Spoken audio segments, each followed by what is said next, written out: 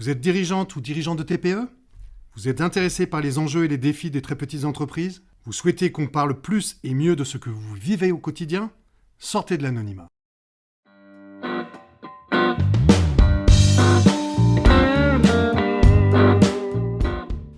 Aujourd'hui, nous allons évoquer le télétravail des dirigeants.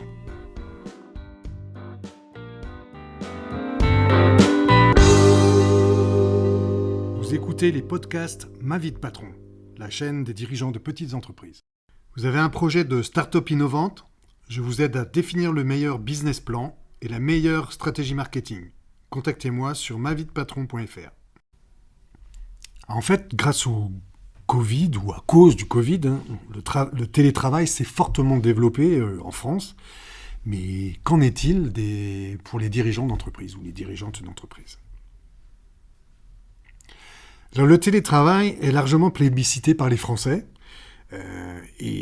Aujourd'hui, donc dans une ère post-Covid justement, et notamment par les cadres qui, par exemple, ne souhaitent absolument pas retourner à un travail classique à 82%, selon une étude récente. Donc c'est vraiment une forme de travail qui a pris toute sa place en France, et les personnes ne sont pas prêts d'y renoncer, parce que ça apporte certains avantages. On a vu récemment aussi qu'il y a de nombreuses entreprises américaines, Amazon, X, pour ne pas les citer, qui ont décidé de rapatrier les salariés dans les bureaux en disant que finalement c'était mieux pour gérer les salariés, donc souvent avec une vision assez étriquée du travail, une vision assez ancienne du travail, qui est un peu à l'image des récents changements politiques qu'il y a eu aux États-Unis actuellement. Bon, force est de constater que c'est quand même une forme de travail qui a pris son ampleur dans beaucoup de pays. Et qui a été adopté par un certain nombre de salariés un peu partout dans le monde.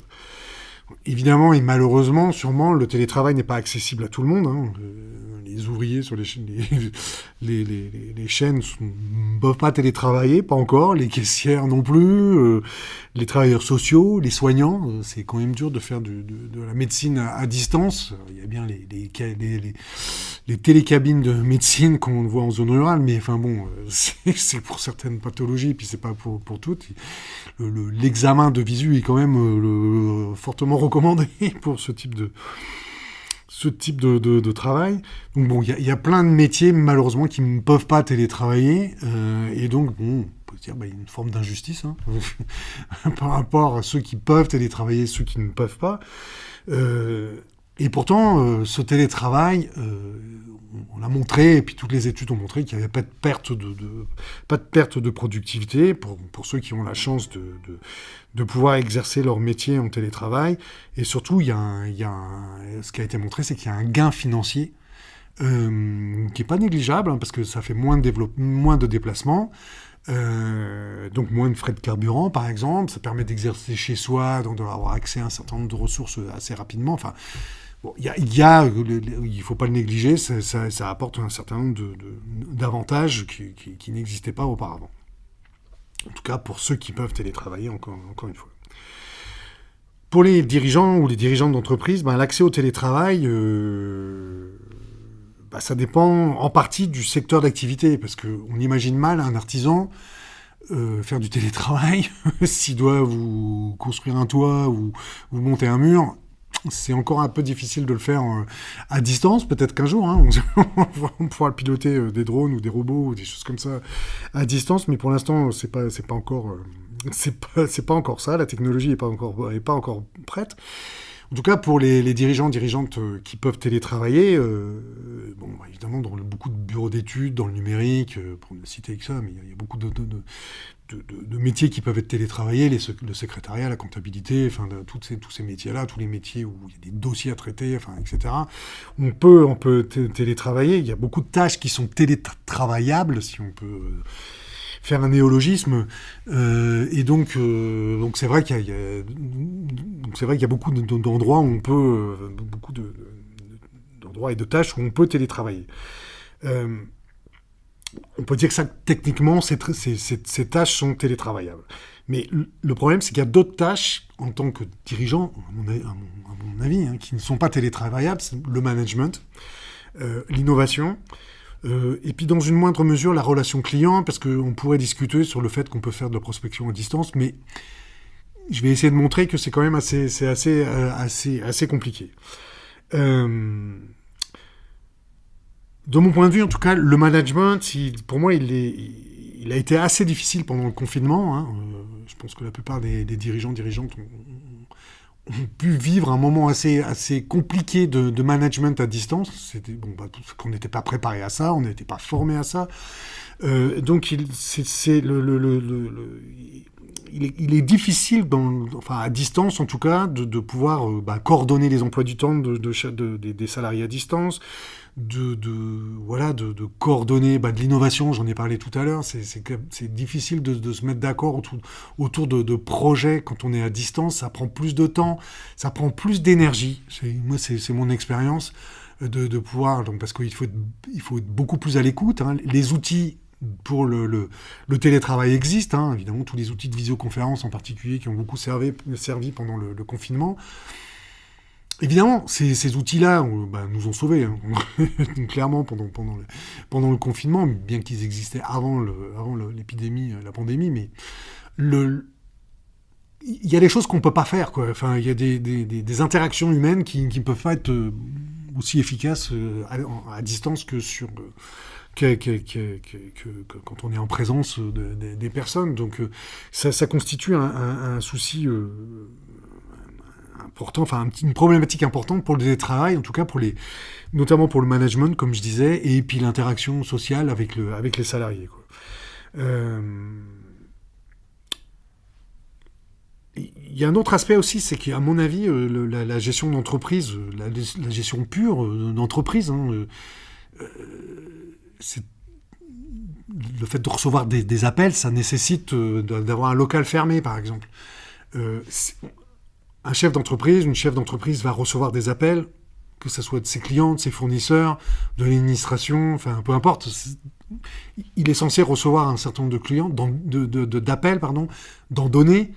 Et donc, s'il n'a pas un local fermé pour pouvoir y exercer justement son métier de chef d'entreprise ou de chef d'entreprise, c'est compliqué. S'il le fait chez lui, il lui faut un bureau fermé, notamment parce que s'il y a des enfants autour, c'est compliqué. Et j'en sais quelque chose, quand j'ai créé mon entreprise, j'avais des enfants et j'exerçais. J'ai commencé chez moi et j'ai exercé avec des enfants autour, notamment le mercredi. Et je vous assure que pour votre conjoint, c'est pas facile de dire à les enfants de se taire, de 4, 5, 6, 7, 8 ans, de se taire autour de vous. Donc c'est très compliqué. Voilà, c'est une cohabitation entre la vie professionnelle et la vie personnelle qui est quand même compliquée. Donc, on peut se dire que déjà, même si du coup l'appel téléphonique est un appel à distance, mais bon, on est présent on n'est pas en télétravail, donc dans un local fermé, dans un bureau ou dans lequel on exerce. Et puis, par exemple, c'est quand même difficile aussi de faire des entretiens avec des salariés, par exemple. Pour revenir au thème du management, si vous voulez faire les entretiens annuels avec des salariés, bien sûr, on peut le faire à distance. Mais encore une fois, moi, je trouve que je ne peux pas ressentir, là, peut-être parce qu'on n'est pas formé à ça, hein, c'est possible, hein, mais on ne peut pas bien ressentir tout ce qui fait ce qu'on appelle la communication non verbale, et de quelqu'un qui est en face de vous, qui est à côté de vous, qui vous parle de quelque chose. Et justement, le management, c'est aussi gérer des humains. Hein. Et donc, si vous n'êtes pas capable de ressentir des conflits, des problèmes, un mal-être, peu importe, c'est compliqué. Et je pense qu'à distance, à travers un outil de visioconférence, c'est compliqué. On peut le faire. Techniquement, on peut le faire. Mais dans les faits, non, ça fonctionne pas comme ça, à mon avis, quoi. Pareil, quand on fait des réunions, nous, on fait des réunions sur des problématiques innovantes, et c'est pareil, les interactions, le fait de rebondir sur les idées des uns et des autres, c'est moins facile de le faire à distance parce que vous ne voyez pas, donc vous ne voyez pas justement cette communication non verbale qui s'effectue autour d'une table entre différents individus qui sont là pour réfléchir, faire du brainstorming, pour réfléchir à une problématique, à comment résoudre un problème, etc. Et là, ça rebondit tout de suite parce qu'il y a des choses qui se communiquent de façon non verbale, encore une fois, et donc qui font qu'on rebondit sur les idées, les vibrations qu'il y a dans une pièce à un moment donné, qui fait qu'on va trouver la bonne idée, le bon thème, etc. Même si on doit faire de la communication, faire de la créativité, par exemple, ça marche beaucoup mieux quand on est ensemble autour à boire un café, un thé, autour d'une table. De même que on pourrait aussi ajouter que on peut construire une culture d'entreprise que si on est en présentiel. Construire une culture d'entreprise avec des gens qui sont à distance, même s'ils sont à 20-30 km de distance, à travers une visioconférence, me semble plus compliqué. Alors notamment dans les petites entreprises, évidemment dans des grandes entreprises qui ont 1000, 5000, 10 000 salariés, le dirigeant ne les voit pas tous, c'est évident, on peut se dire que c'est impossible, mais par contre il y a quand même des managements de proximité, il y a une hiérarchie et donc il y a quand même des managements de proximité. Donc dans une très petite entreprise ou dans une petite entreprise, pour construire cette culture d'entreprise, à mon avis, rien ne remplace les relations humaines et les interactions humaines qu'on peut avoir en présence des personnes autour d'une table ou d'un café ou d'un autre endroit. Donc voilà, je pense qu'on peut dire que nous, les humains, on est encore une espèce sociale. Et donc, encore pour un moment, alors c'est possible que dans le futur, on apprenne à repérer aux intonations de voix ou à travers les visioconférences ce qu'on arrive à repérer en présence des personnes, c'est possible. Notamment peut-être que ça viendra avec l'amélioration des outils numériques qu'on va utiliser. C'est possible qu'on ait des outils qui nous permettent d'être finalement sous forme d'hologramme ou de choses comme ça, qui nous permettront de mieux appréhender cette communication non verbale. C'est tout à fait possible. Mais pour l'instant, je ne vois pas comment on peut remplacer certaines interactions, en tout cas, nécessaires à la marche de l'entreprise, en tout cas pas dans le télétravail, voilà, et à distance. Un autre aspect aussi, j'en ai parlé rapidement tout à l'heure, c'est la prospection commerciale. Je pense que, évidemment, ça peut se faire idéalement de façon dématérialisée. On a beaucoup de gens qui prospectent de façon dématérialisée avec une bonne stratégie web marketing, un bon ciblage, et hop, roule ma poule, ça doit fonctionner comme ça. Moi, je constate que même dans le numérique, ça marche pas toujours comme ça.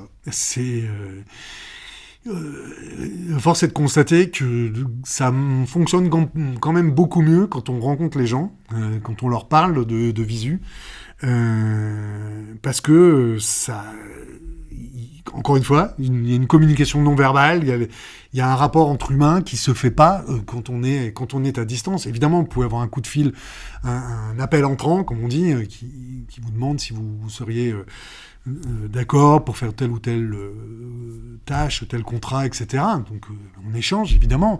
Quand il y a l'intonation de la voix, voilà, là aussi dans le télétravail ou mais systématiquement, moi souvent, je propose de rencontrer les personnes pour parler du projet, parce que il y a évidemment, techniquement, je connais mon métier, donc je sais à peu près ce qui est requis, mais je peux garantir que pratiquement dans 95% des cas où j'ai des appels entrants où je rencontre jamais la personne, on n'obtient pas les contrats.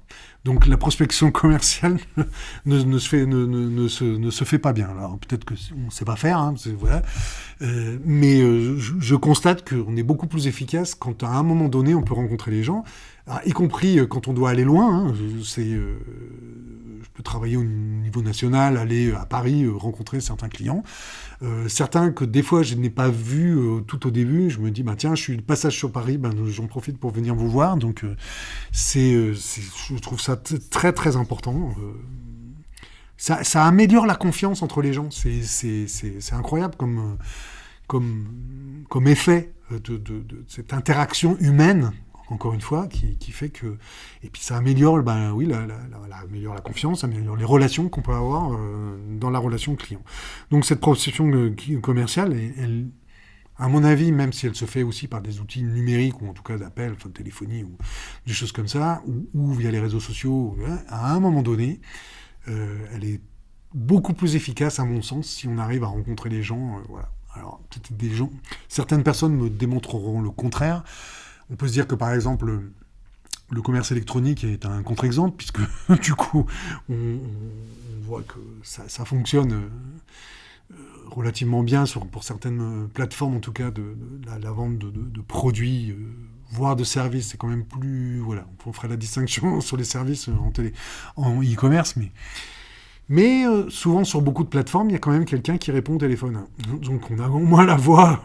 C'est pour s'il y a des problèmes, s'il faut faire les retours d'un produit, etc. Enfin, tout n'est pas encore automatisé. Bon. Donc, en fait, dans la relation client, les clients ont besoin de pouvoir aussi téléphoner pour un renseignement, un problème, une remarque. Et donc, ça nécessite d'avoir une présence aussi dans les bureaux. C'est-à-dire que c'est toujours pareil. Vous pouvez très bien avoir un télétravailleur, effectivement, qui a un numéro de téléphone et il va répondre pour une maintenance, des choses comme ça. Mais il faut qu'il ait un local à lui, fermé, pour pouvoir le faire. Je reviens toujours même un petit peu au même souci. Ça existe, hein.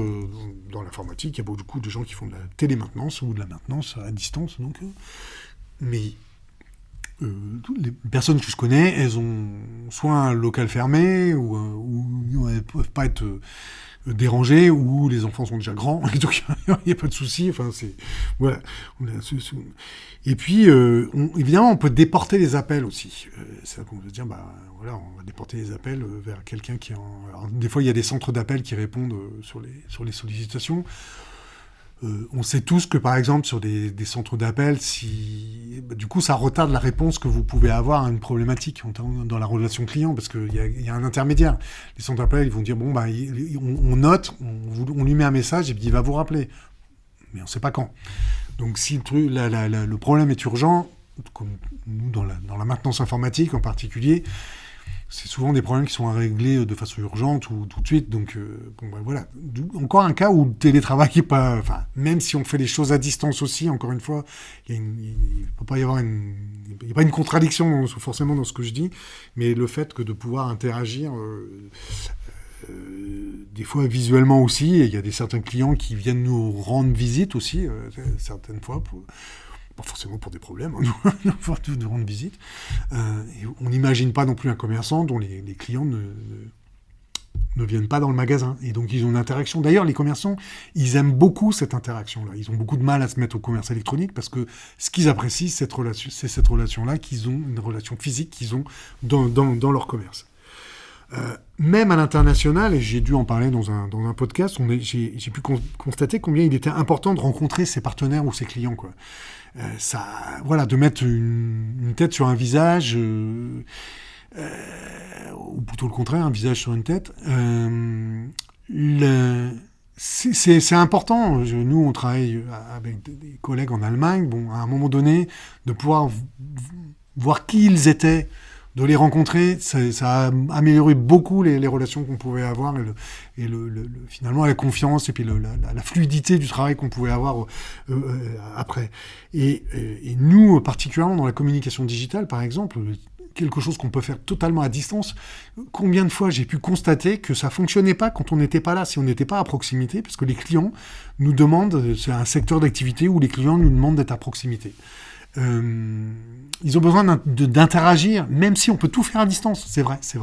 Mais à un moment donné, il y a des appréciations sur les couleurs, sur les formes, les choses comme ça, qui des fois sont difficiles à appréhender à distance. On y arrive, hein, mais c'est plus compliqué. Donc, vous voyez bien que dans bien des cas, je crois que le télétravail, je trouve que c'est pas tellement possible pour les dirigeantes et les dirigeants de TPE, où finalement, dans les TPE, la proximité, c'est un peu une règle. Donc du coup, c'est vrai qu'on voit que ce télétravail il est un petit peu plus compliqué. En conclusion, je dirais que le télétravail, c'est bien que c'est une nouvelle forme de travail qui est bien installée, notamment pour les salariés, et c'est très bien. Je trouve aussi que c'est une forme d'inégalité entre les salariés et les dirigeants d'entreprise, entre les dirigeants eux-mêmes, parce que ça dépend des secteurs d'activité aussi, et entre les salariés, forcément, puisqu'il y a des salariés qui ne peuvent pas télétravailler. Donc je pense que ça serait quand même assez envisageable d'essayer de corriger ça, enfin de mettre soit des mesures compensatoires, parce que du coup, certains ont des avantages que d'autres n'ont pas. Vous avez un projet de start-up innovante? Je vous aide à définir le meilleur business plan et la meilleure stratégie marketing.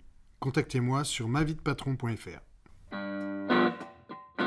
Les TPE représentent 1 million de dirigeants d'entreprise. Il était temps qu'on parle de ces femmes et de ces hommes qui produisent une partie non négligeable des richesses de ce pays. Je vous dis donc à bientôt pour d'autres podcasts sur les TPE.